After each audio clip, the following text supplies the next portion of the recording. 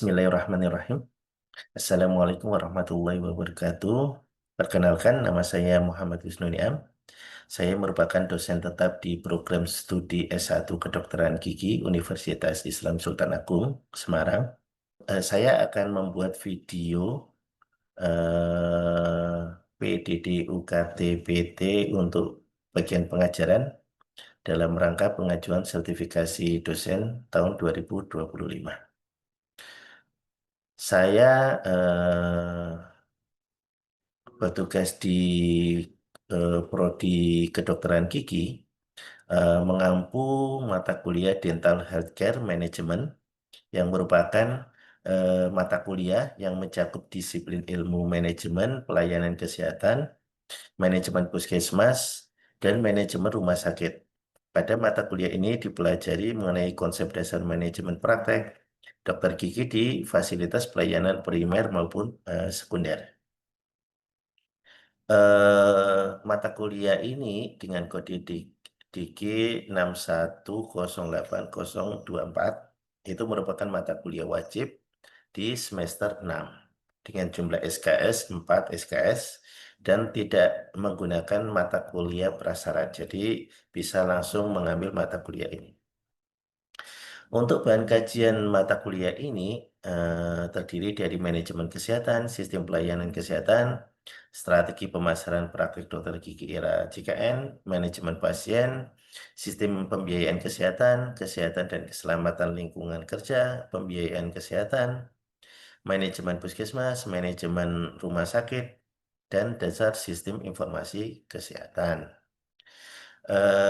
Mata kuliah ini mempunyai capaian pembelajaran lulusan.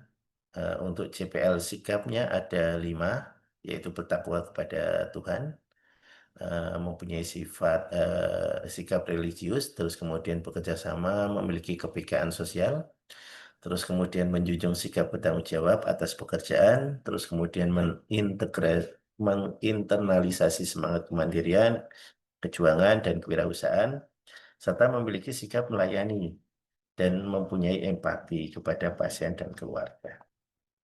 Kemudian untuk JPL pengetahuan ada 2, menguasai pengetahuan faktual tentang hukum, kesehatan, perkembangan ilmu pengetahuan dan teknologi kedokteran gigi, standar kompetensi dokter gigi, serta kebijakan lokal, regional, maupun global tentang kesehatan. Terus kemudian menguasai bidang keahlian atas dasar nilai-nilai Islam dengan standar tertinggi, sehingga mampu menemukan, memahami, menjelaskan, dan merumuskan cara menyelesaikan masalah terkait dengan bidangnya. Untuk CPL keterampilan umum terdapat 3, yaitu mampu mengambil keputusan secara tepat berdasarkan pada hasil analisis informasi dan data, terus kemudian melakukan proses evaluasi diri, dan mampu mengelola pembelajaran secara mandiri, terus kemudian mengambil keputusan dalam konteks menyelesaikan masalah. Terus kemudian untuk keterampilan khusus itu CPL-nya ada 2, yaitu mampu membuat kajian secara mandiri permasalahan bidang kedokteran gigi baik pada pasien maupun masyarakat dengan pendekatan evidence-based dentistry yang bisa dipertanggungjawabkan secara akademik. Kemudian mampu mendemonstrasikan pengelolaan praktek dan lingkungan kerja yang ekonomis dengan menerapkan prinsip manajemen kesehatan, keselamatan kerja, pengelolaan infeksi, dan konsep green dentistry secara mandiri dan maupun kelompok. Kemudian untuk capaian pembelajaran mata kuliah CPM K-nya itu ada 3. Yang pertama, mahasiswa mampu menguasai dan menerapkan konsep manajemen dalam pelayanan kesehatan gigi dan mulut secara mendalam. Terus kemudian mahasiswa mampu menguasai dan menerapkan manajemen pelayanan puskesmas sesuai undang-undang yang berlaku. Dan berikutnya, mahasiswa mampu menguasai dan menerapkan manajemen pelayanan rumah sakit sesuai undang-undang yang berlaku. Untuk mata kuliah ini dengan menggunakan metode DIA, Deliver, Interaction, dan Assessment, Mata kuliah ini kita deliverkan, kita sampaikan dengan sebaik mungkin agar mudah untuk dipahami. Terus kita juga kita menggunakan interaksi, melibatkan interaksi yang dinamis agar untuk lebih mudah kan membantu untuk pemahaman materinya. Dan asesmen kita lakukan untuk melihat ketercapaian dari capaian-capaian yang sudah ditentukan di awal dengan penilaian yang jelas dan objektif. Untuk delivernya kita susun RPS di awal semester, terus kemudian pada saat di awal perkuliahan kita melakukan kontrak kuliah di mana kita jelaskan keseluruhan dari mata kuliahnya ini seperti apa, terus jadwalnya, terus kemudian capaiannya, materi-materi kuliahnya, kegiatannya, terus sampai pada penilaian asesmennya itu seperti apa. Itu kita sampaikan di awal. Terus kemudian untuk materi-materi bisa diakses di LMS untuk materi-materi pembelajarannya. Terus kemudian kita usahakan semaksimal mungkin delivery-nya itu dengan bahasa yang mudah untuk dimengerti dan sehingga mahasiswa bisa lebih gampang untuk memahaminya. Interaksi ini sangat diperlukan untuk memfasilitasi agar materi ini bisa terdeliver dengan baik. Biasanya kita lakukan sapaan terlebih dahulu, kita menyapa agar adanya apa ya keterbukaan dari mahasiswa juga untuk mendapatkan materi ini. Terus kemudian kita juga memberikan kesempatan bertanya dan berpendapat. Di asesmennya itu kita buat seobjektif mungkin dan setransparan mungkin dengan bobot penilaian tutorialnya 30%, tugas 10%, praktikum 20%, dan UAS 40%. Seperti itu penjelasan dari mata kuliah yang saya ampuh. Berikutnya merupakan eh, video dari rekaman proses pembelajaran salah satu mata kuliah yang saya ampuh. Terima kasih. Assalamualaikum warahmatullahi wabarakatuh. Selamat pagi, adik-adik semuanya. Selalu sehat ya kita ya. Oke, pada kali ini, sebelumnya kan kita sudah membahas ya tentang manajemen fasilitas pelayanan kesehatan. Untuk kali ini kita membahas teledentistry. Teledentistry itu merupakan salah satu bagian usaha yang kita bisa lakukan agar pelayanan kesehatan gigi dan mulut khususnya itu bisa kita laksanakan apabila ada kendala-kendala. Salah satunya misalnya kalau ada kondisi pandemi, itu kadangkala kita terkendala dalam memberikan pelayanan kesehatan kepada masyarakat. Ya, salah satunya teledentistry ini kita bisa gunakan untuk itu. Oke. Terus kemudian yang akan kita pelajari untuk teledentistry di sini nanti adik-adik bisa apa ya mengetahui tentang definisinya, sejarah dan perkembangan, jenis-jenis, keunggulan dan tantangan dalam implementasi dari teledentistry ini.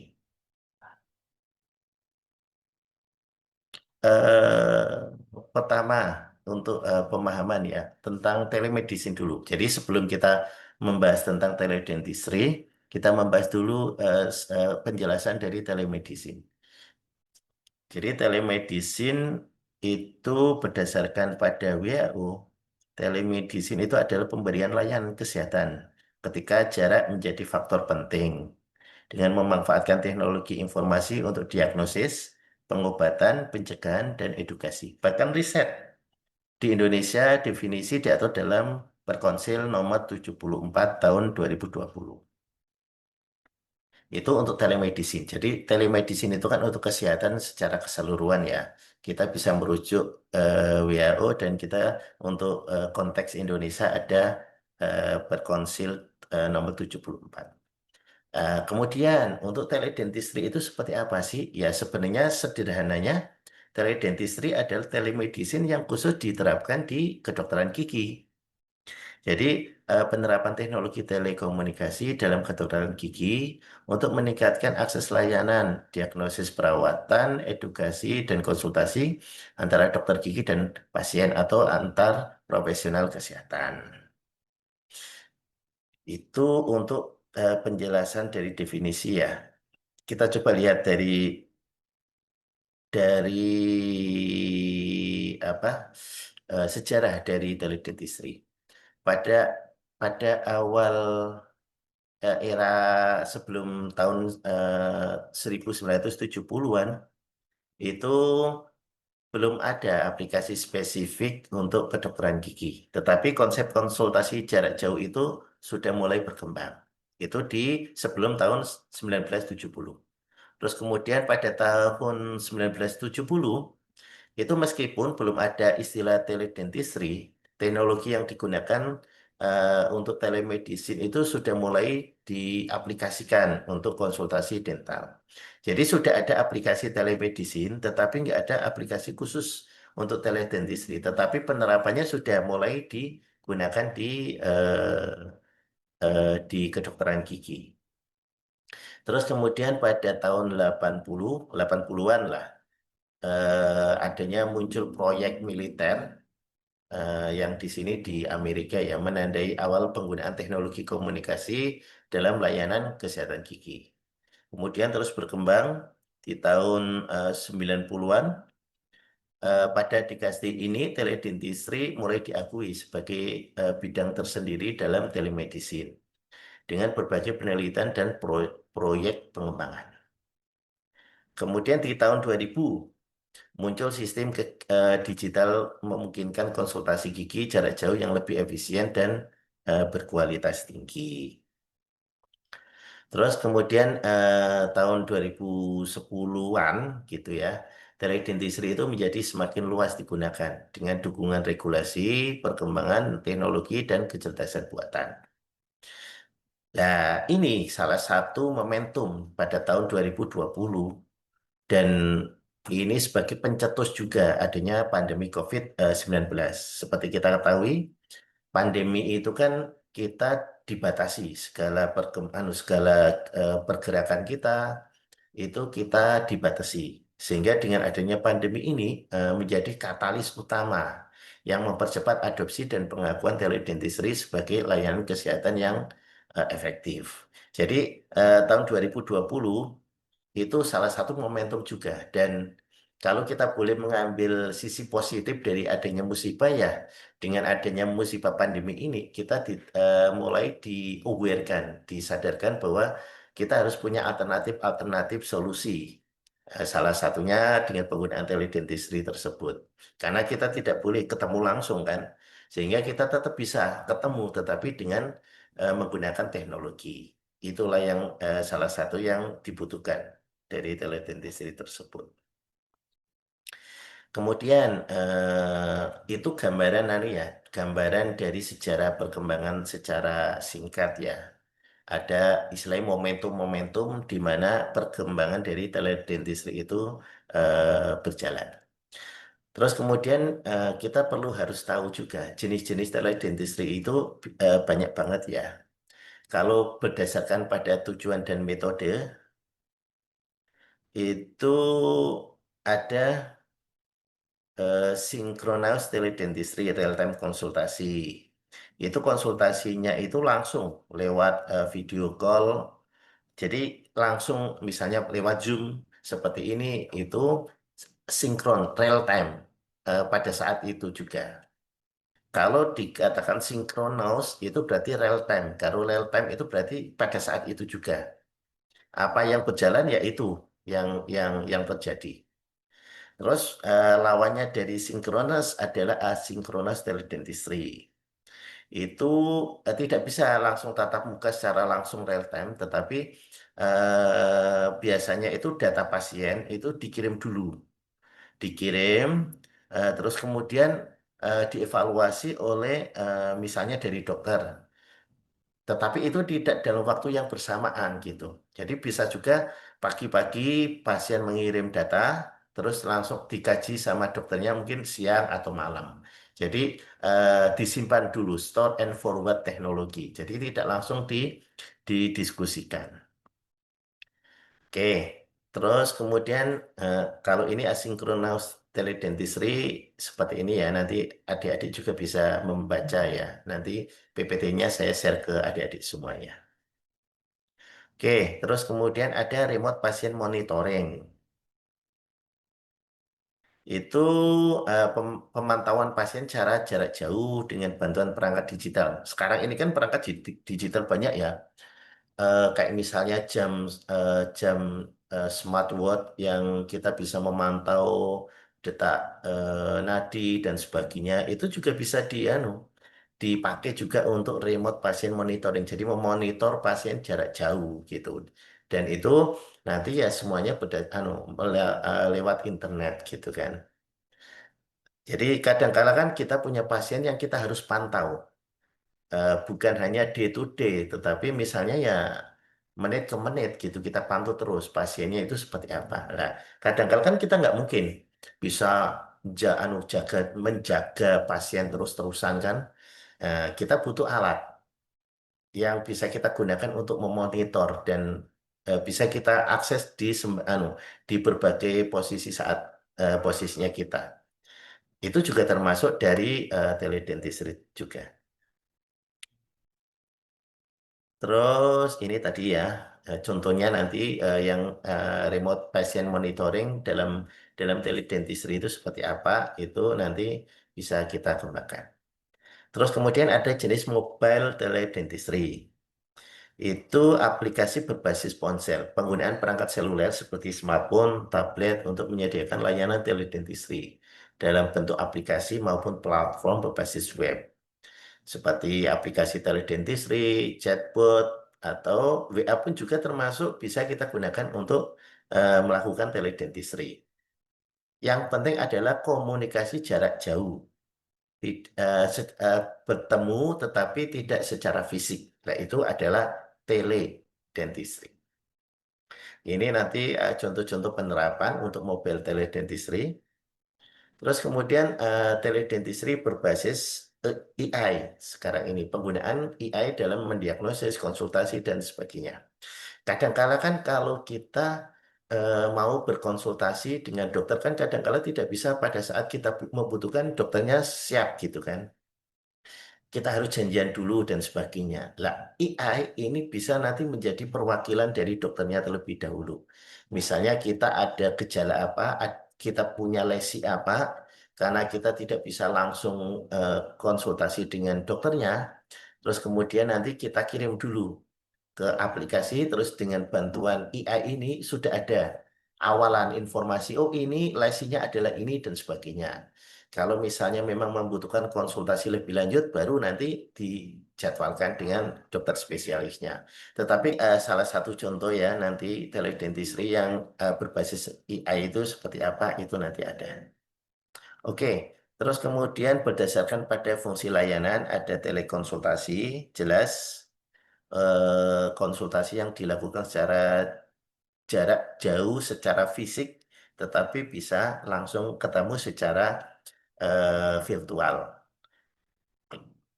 Konsultasi yang dilakukan secara jauh secara fisik itu telekonsultasi.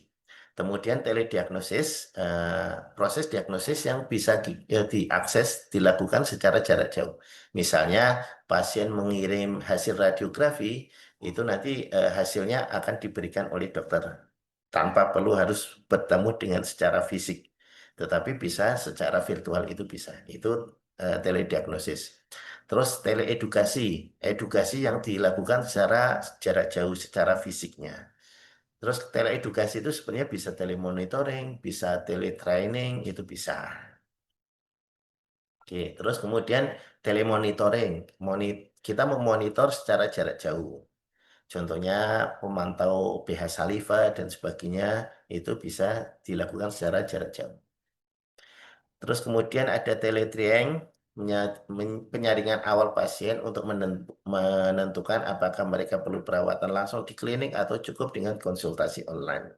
Jadi kita dengan dengan bantuan fasilitas ini nanti akan mengurangi angka rujukan, angka kunjungan ke rumah sakit yang tidak perlu.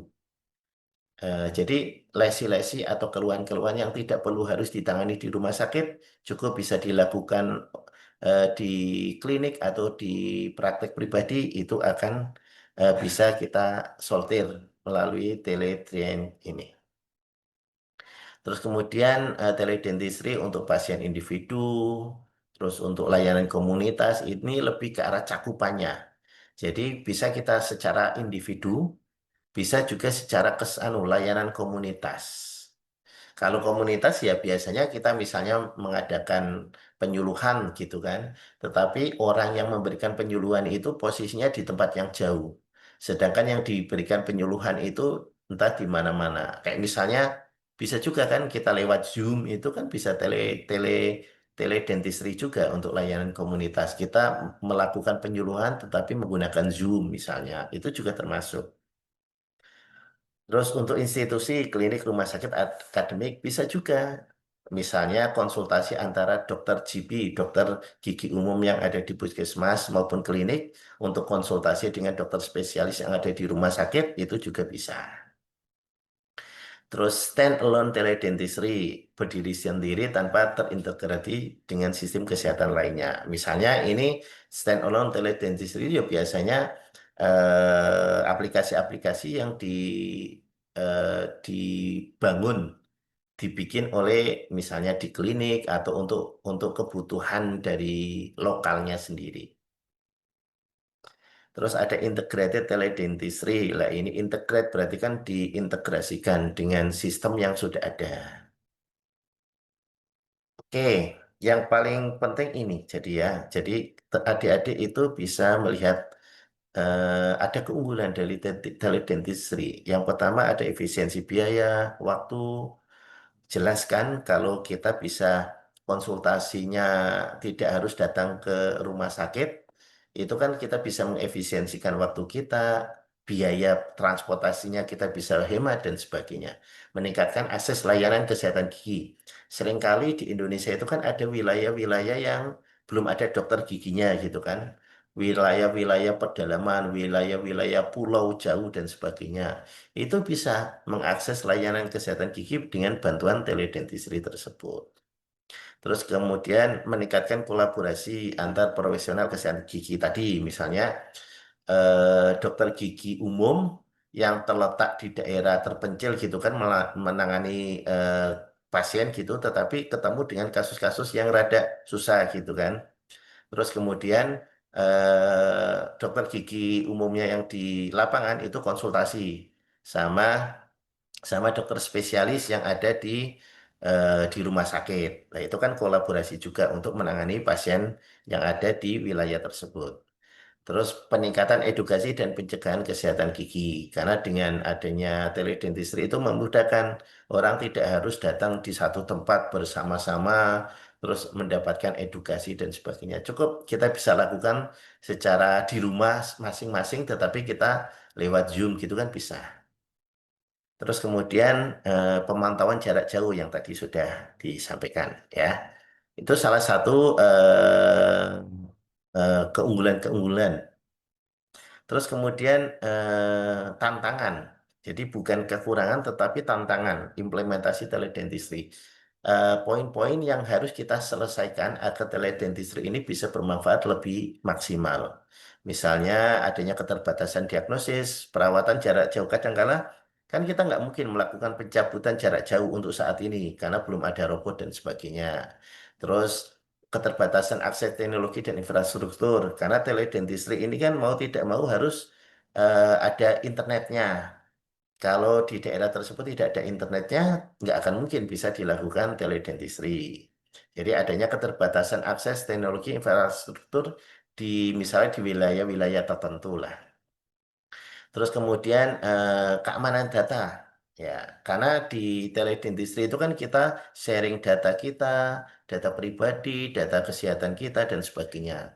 Itu juga ada apa ya, ada poin yang kita harus diskusikan. Bagaimana agar data itu bisa aman, karena data pasien itu adalah data kredensial juga, tidak boleh sembarangan, tidak boleh disalahgunakan.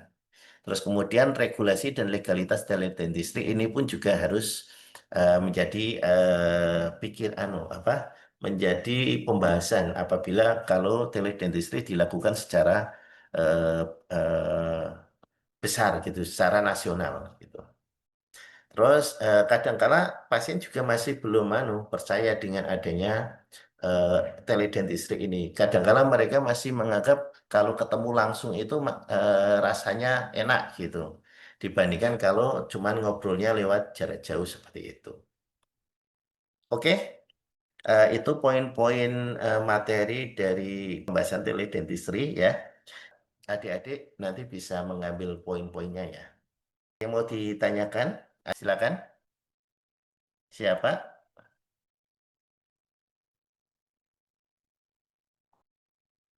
Oke, Saudara Putri, dipersilakan.